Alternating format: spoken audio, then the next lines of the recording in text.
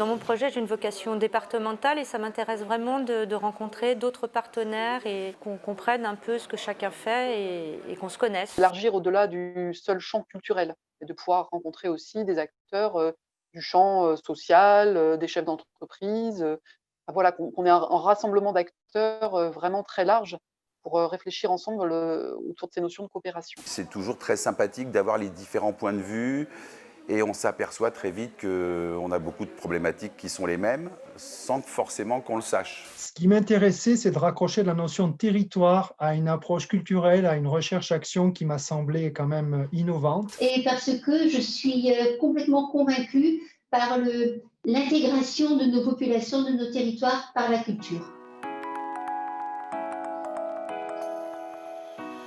Ce que je retiens, c'est que ça s'inscrit nous complètement dans notre dynamique de travail, hein. C'est mettre autour de la table des gens qui n'ont pas forcément l'habitude de travailler ensemble et de réfléchir ensemble à des projets communs, chacun avec des intérêts et des objectifs qui peuvent être divergents, mais qui concourent à accéder et à résoudre et à répondre à un objectif commun. Normalement, on a une relation qui est quand même assez institutionnelle, le département, la communauté de communes. Et là, on a pu dire les choses peut-être un peu plus librement, en profitant aussi du fait que la situation de crise qu'on a vécue en 2020 a révélé la possibilité d'une écoute plus simple, plus large. Je trouve, vraiment, à titre personnel et à titre professionnel, très riche et très réconfortant de pouvoir avoir ce type d'échange et de se rendre compte qu'avec des acteurs, de secteurs parfois très différents, on peut partager un certain nombre de points de vue. Moi, je suis un acteur culturel plutôt éducationnel, hein, mais je vois qu'on est d'accord avec le PNR qui est un parc sur certaines problématiques, qu'on est d'accord avec des théâtres. Bon, là, c'est encore plus simple, mais aussi avec des élus. Voilà, en fait, on est d'accord sur énormément de choses. Et ça permet peut-être déjà d'avoir un temps d'échange avec des gens qui sont au premier front sur le terrain, dans la culture, les arts, les services publics, et de se dire c'est quoi le diagnostic qu'on a en commun et comment potentiellement on peut y remédier ou l'améliorer du moins.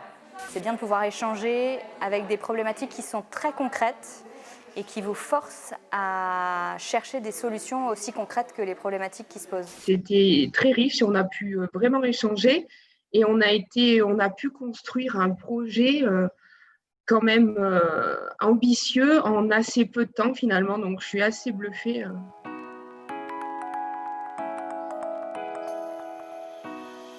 On se rend compte qu'on manque de liens, même si on est dans une société qui est très connectée.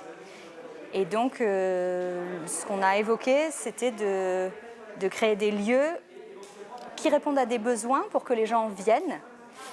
Et puis que par la suite, ces lieux puissent aussi faire des offres différentes pour mobiliser les gens, pour les amener à plus de solidarité, pour être dans l'échange et pour inventer et co-créer ensemble. Transformer chaque citoyen en personne susceptible d'aller vers l'autre d'un point de vue culturel.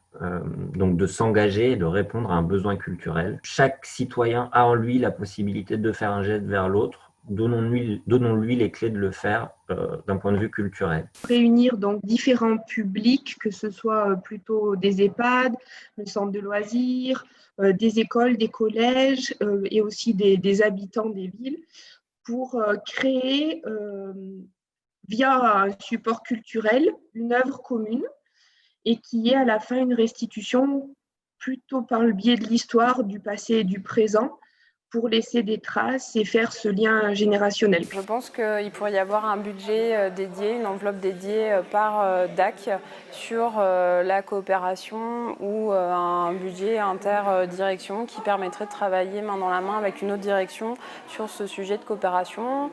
Dans mon cas, ça serait par exemple une enveloppe croisée avec la politique de la ville, le SS et l'emploi. Il faut retrouver des lieux de proximité pour que les gens puissent se rencontrer, des voisins, des habitants, des étudiants, des entrepreneurs.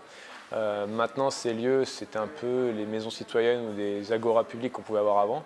Aujourd'hui, ça a tendance à disparaître. D'un lieu spécifique de rencontre interprofessionnelle pour un temps d'échange autour de valeurs citoyennes. Mutualiser à la fois les expériences qui marchent, donc apporter la connaissance de ce qui fonctionne aux autres, et en même temps mutualiser des moyens, c'est-à-dire plus des lieux donc des salles qui sont inoccupées une partie de la semaine ou des vacances ou de la soirée, et proposer ces salles à d'autres fins.